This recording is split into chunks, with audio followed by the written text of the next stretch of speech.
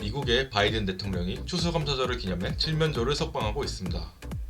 이 행사는 바이든 대통령뿐만 아니라 트럼프, 오바마를 비롯한 여러 미국 대통령들도 추수감사절을 맞이해서 진행하는 큰 행사입니다.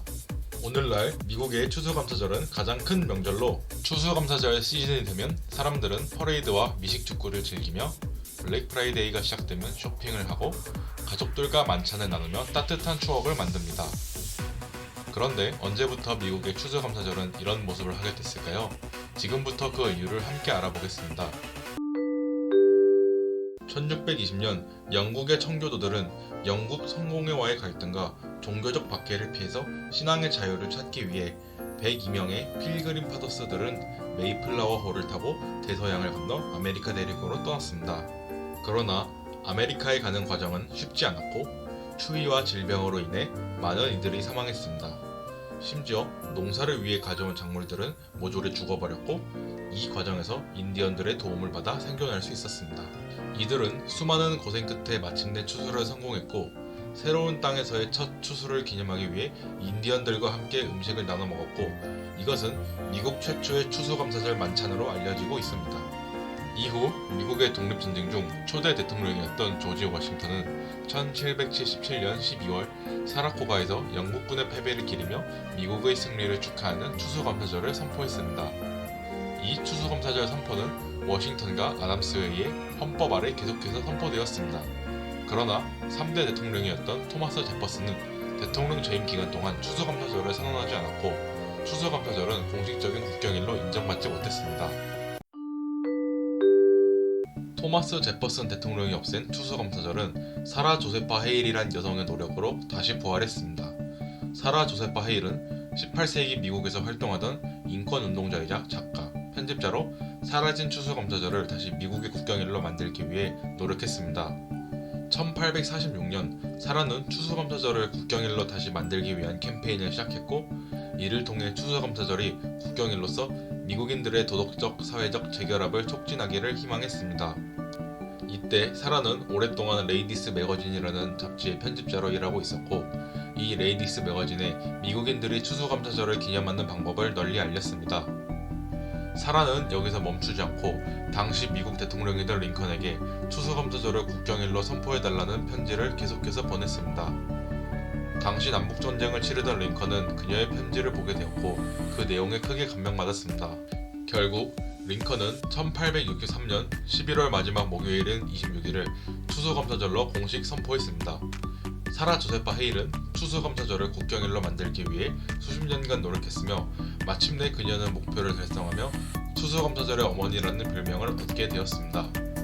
이후 미국의 대통령들은 링컨을 따라서 매년 11월 마지막 목요일을 추수감사절로 선언했습니다.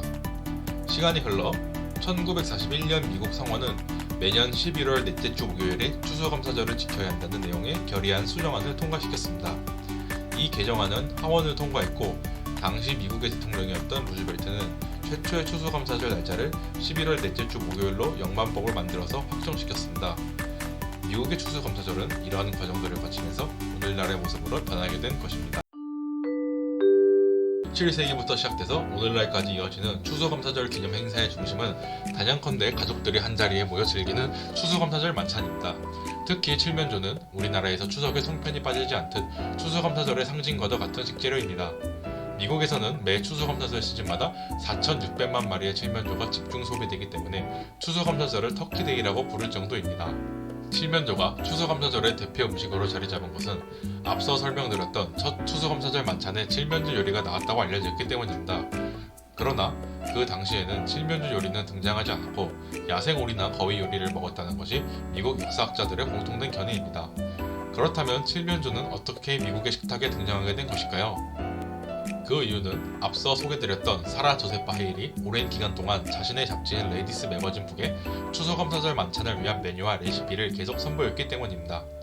추수감사절이 국가 공휴일로 지정되자 사라의 레시피가 식탁에 자리 잡기 시작했고 오늘날까지 전해 내려오게 된 것입니다.